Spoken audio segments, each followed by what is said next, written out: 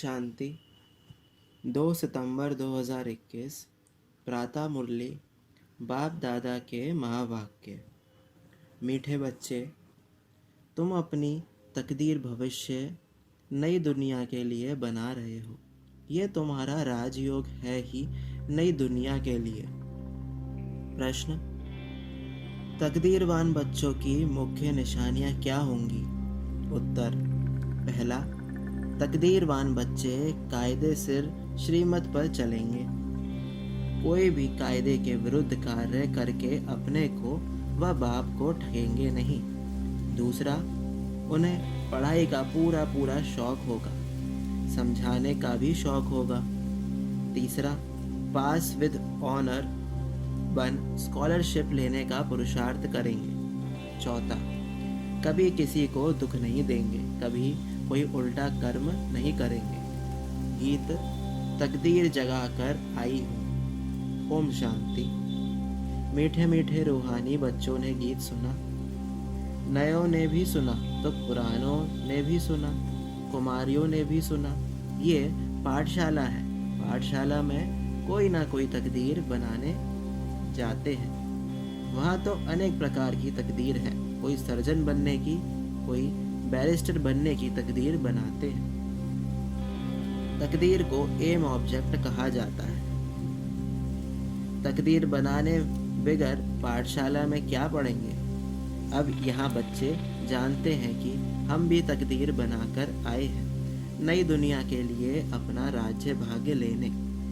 ये है नई दुनिया के लिए राजयोग। वह पुरानी दुनिया के लिए बैरिस्टर, इंजीनियर, सर्जन आदि बनते हैं। वह बनते बनते अभी पुरानी दुनिया का टाइम बहुत थोड़ा रहा है, वह तो खत्म हो जाएगा।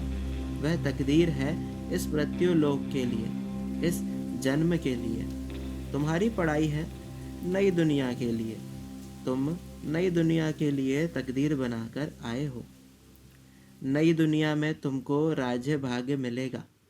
कौन पढ़ाते हैं? बेहद का बाप, जिससे ही वर्षा पाना है। जैसे डॉक्टर लोगों को डॉक्टरी का वर्षा मिलता है अपनी पढ़ाई का। अच्छा, जब बूढ़े होते हैं तब गुरु के पास जाते हैं। क्या चाहते हैं? कहते हैं, हमको शांति धाम जाने की शिक्षा दो, हमको सदगति दो, यहाँ से निकल शांति धाम ले जाओ। बाप से भी वर्षा मिलता है इस जन्म के लिए, बाकी गुरु से तो कुछ नहीं मिलता। टीचर से कुछ ना कुछ वर्षा पाते हैं, क्योंकि आजीविका तो चाहिए ना। बाप का वर्षा होते हुए भी पढ़ते हैं कि हम भी अपनी कमाई करें। गुरु से कमाई कुछ नहीं। हाँ, कोई गीता आदि अच्छी पढ़कर फिर गीता पर भाषण आदि करते हैं। ये सब है अल्पकाल सुख के लिए।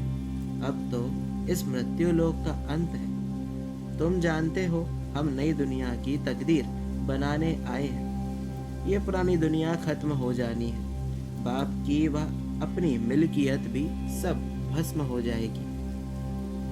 हाथ फिर भी खाली जाएंगे। अभी तो कमाई चाहिए नई दुनिया के लिए। पुरानी दुनिया के मनुष्य तो वह कर नहीं सकेंगे। नई दुनिया की कमाई कराने वाला है ही शिव बाबा।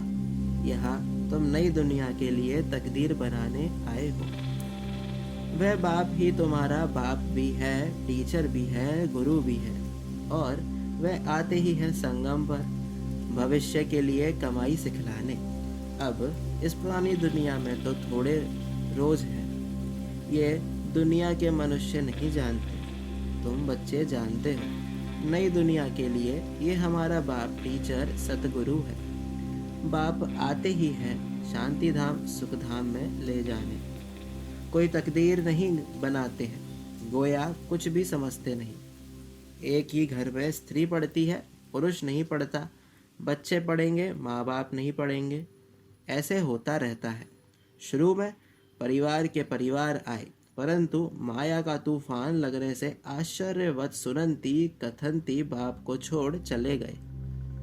गाया हुआ भी है, आश्चर्यवत सुनंती कथनती बाप का बनंती। पढ़ाई पढ़ावंती फिर भी हाय कुदरत ड्रामा की। ड्रामा की ही बात हुई ना, बाप खुद कहते हैं, अहो ड्रामा, अहो माया। किसको फारकती दे दी?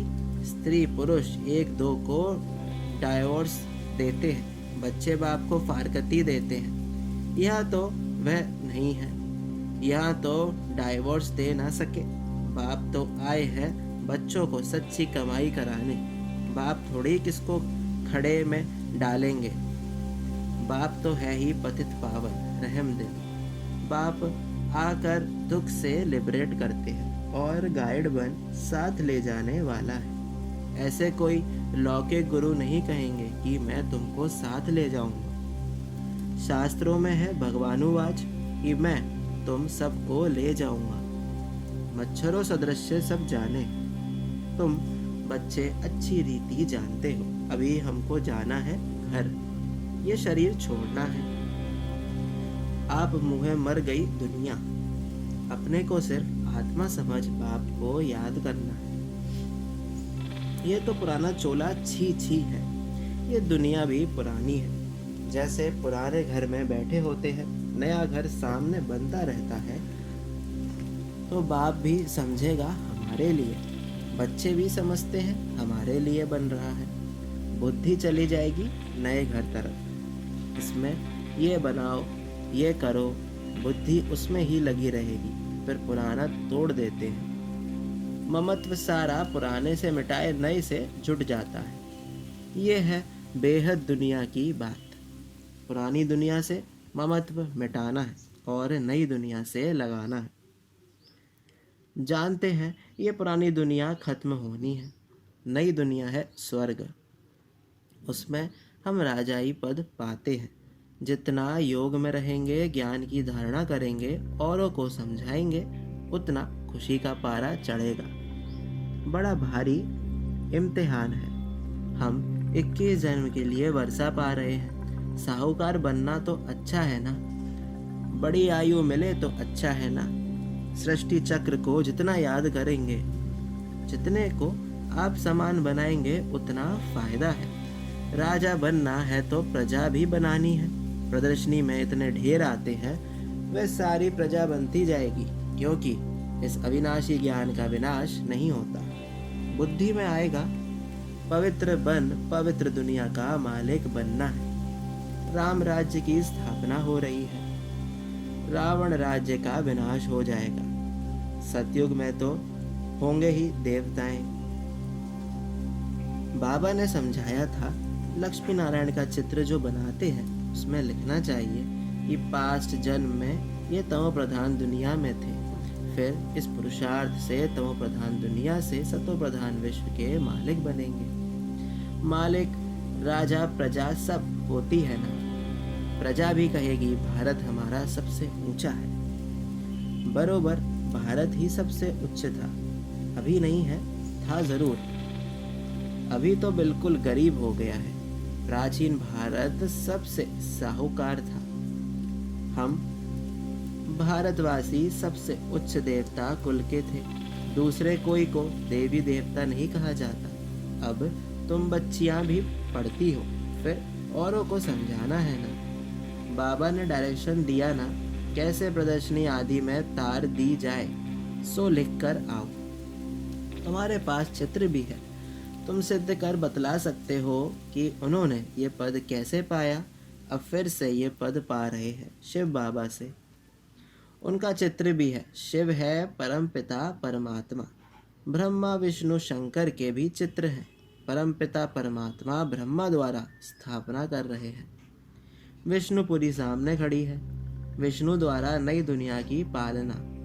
विष्णु है राधे कृष्ण के दो रूप। अब गीता का भगवान कौन ठहरा? पहले तो ये लिखो कि गीता का भगवान निराकार शिव है ना कि कृष्ण। ब्रह्मा सो विष्णु, विष्णु सो ब्रह्मा कैसे बनते हैं? एक ही चित्र पर समझाने में कितना टाइम लगाता है जब बुद्धि में बात बैठे। पहले पहले तो ये समझा कर और फिर लिखना चाहिए। बाप कहते हैं ब्रह्मा द्वारा तुमको योग बल से 21 जन्म का अधिकार मिलता है। शिव बाबा ब्रह्मा द्वारा वर्षा दे रहे हैं। पहले पहले इनकी आत्मा सुनती है, आत्मा ही धारण करती है। मूल बात है ही यह। चित्र तो शिव का दिखाते हैं। यह है परम पिता परमात्मा शिव। फिर प्रजापिता ब्रह्मा तो जरूर चाहिए। यहाँ प्रजापिता ब्रह्मा के ब्रह्म कुमार कुमारियाँ ढेर के ढेर हैं। जब तक ब्रह्मा के बच्चे ना बने, ब्राह्मण ना बने, तो शिव बाबा से वर्षा कैसे लेंगे? कुख की पैदाइश तो हो ना सके। ये भी गाया जाता है मुख वंशावली।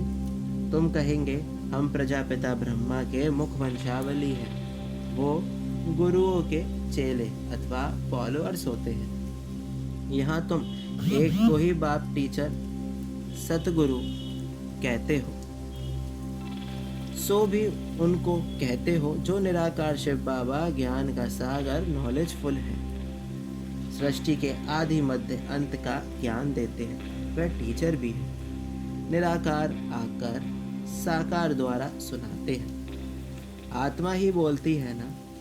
आत्मा कहती है मेरे शरीर को तंग मत करो। आत्मा दुख होती है। इस समय है पतित आत्मा। पतितों को पावन बनाने वाला परम पिता परमात्मा है। आत्मा बुलाती है हे पतित पावन, हे गॉड फादर। अब फादर तो एक बैठा है, फिर भी याद किसको करते हैं? आत्मा कहती है ये हमारी आत्मा का फादर है। वह है शरीर का फादर। समझाया जाता है अब आत्माओं का बाप जो निराकार है वह बड़ा, या शरीर का रचयिता साकार बाप है वह बड़ा। साकार तो निराकार को याद करता है। अब सबको समझानी दी जाती है, जबकि विनाश सामने खड़ा है। पारलौकिक बाप आते ही है अंत में सभी को वापस ले जाने। बाकी जो कुछ भी है वह विनाश होने का है। इसको कहा ही जाता है मृत्यु लोक। जब कोई मरता है तो कहते हैं फलाना परलोक पधारा, शांति धाम गया। मनुष्यों को पता नहीं है कि परलोक सतयुग को कहा जाता है या शांति धाम को। सतयुग तो यहाँ ही होता है, परलोक शांति धाम को कहेंगे। समझाने की बड़ी युक्ति चाहिए। मंदिरों में जाकर समझाना चाहिए। ये शिव बाबा का यादगार है जो शिव बाबा हमको पढ़ा रहे हैं। शिव है वास्तव में बिंदी, परंतु बिंदी की पूजा कैसे करें, फल फूल आदि कैसे चढ़ाएं जाएं, इसलिए बड़ा रूप बनाया है। इतना बड़ा रूप कोई होता नहीं। गाया भी जाता है भ्रकुटी के बीच चमकता है अजब सितारा। बड़ी चीज हो तो साइंस वाले झट उनको पकड़ ले। बाबा समझाते हैं उनको परम पिता परमात्मा का पूरा परिचय मिला नहीं है। जब तक तकदीर खुले, अभी तकदीर ही नहीं खुली है। जब तक बाप को ना जाने, ये ना समझे कि हमारी आत्मा बिंदी समान है। शिव बाबा भी बिंदी है, हम बिंदी को याद करते हैं। ऐसे समझ याद करें तब विकर्म विनाश हो। बाकी ये देखने में आता वह आता, इसे माया का विघ्न कहा जाता है। अभी तो खुशी है कि हमको परमात्मा मिला है, परंतु ज्ञान भी चाहिए ना। जिसको कृष्ण का साक्षात्कार होता है तो खुश हो जाते हैं। बाबा कहते हैं कृष्ण का साक्षात्कार बहुत खुशी में डांस आदि करते हैं, परंतु उनसे कोई सद्गति नहीं होती। ये साक्षात्कार तो अनायास ही हो जाता है। अगर अच्छी रीति नहीं पढ़ेंगे तो प्रजा में चले जाएंगे। थोड़ा भी सुनते हैं तो कृष्णपुरी में साधारण प्रजा आदि जाकर बनेंगे। अभी तुम बच्चे जानते हो शिव बाबा हमको ये नॉलेज सुना रहे हैं। ये है ही नॉलेजफुल। बाबा का फरमान है कि पवित्र जरूर बनना है, परंतु कोई पवित्र भी रह नहीं सकते। कभी कभी पतित भी यहाँ छिप कर आ जाते हैं। वह अपना ही नुकसान करते हैं, अपने को ठगते हैं। बाप को ठगने की बात ही नहीं। बाप से ठगी कर कोई पैसा लेना है क्या? शिव बाबा की श्रीमत पर कायदे से नहीं चलते तो क्या हाल होगा? बहुत सजाएं खानी पड़ेगी।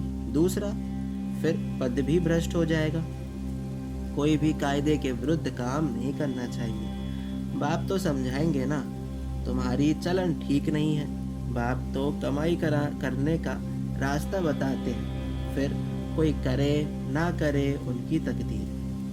सजाएं तो खाकर वापस शांति धाम में जाना ही है। पद भ्रष्ट हो जाएगा तो कुछ भी मिलेगा नहीं।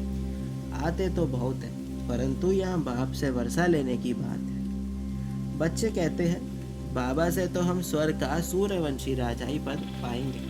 राजयोग है ना, स्टूडेंट स्कॉलरशिप भी लेते हैं ना, पास होने वालों को स्कॉलरशिप मिलती है ना। ये माला उन्हों की बनी हुई है जिन्होंने स्कॉलरशिप ली है। जितना जितना जैसा पास होगा ऐसी स्कॉलरशिप मिलेगी। वृद्धि होते होते हजारों बन जाते हैं। राजाई पद है स्कॉलरशिप।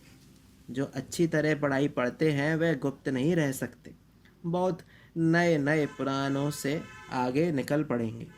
हीरे जैसा जीवन बनाएंगे। अपनी सच्ची कमाई कर 21 जन्मों के लिए वर्षा पाएंगे। कितना खुशी होती है। जानते हैं ये वर्षा अब नहीं लिया तो फिर कभी नहीं ले सकेंगे। पढ़ाई का शौक होता है ना, कोई को तो ज़रा भी शौक नहीं है समझाने का। ड्रामा अनुसार तकदीर में नहीं है तो भगवान भी क्या करे। अच्छा, मीठे मीठे से की लदे बच्चों प्रति माता पिता बाप दादा का याद प्यार और गुड मॉर्निंग। रूहानी बाप की रूहानी बच्चों को नमस्ते। धारणा के लिए मुख्य सार। पहला, कोई भी कार्य श्रीमत के विरुद्ध नहीं करना है। पढ़ाई अच्छी रीति पढ़कर उच्च तकदीर बनानी है। किसी को भी दुख नहीं देना है। दूसरा, इस पुरानी दुनिया से ममत्व मिटा देना है। बुद्धि योग नई दुनिया से लगाना है। खुशी में रहने के लिए ज्ञान को धारण कर दूसरों को धारण कराना है। वरदान, लाइट हाउस की स्थिति द्वारा पाप कर्मों को समाप्त करने वाले पुण्य आत्मा भव।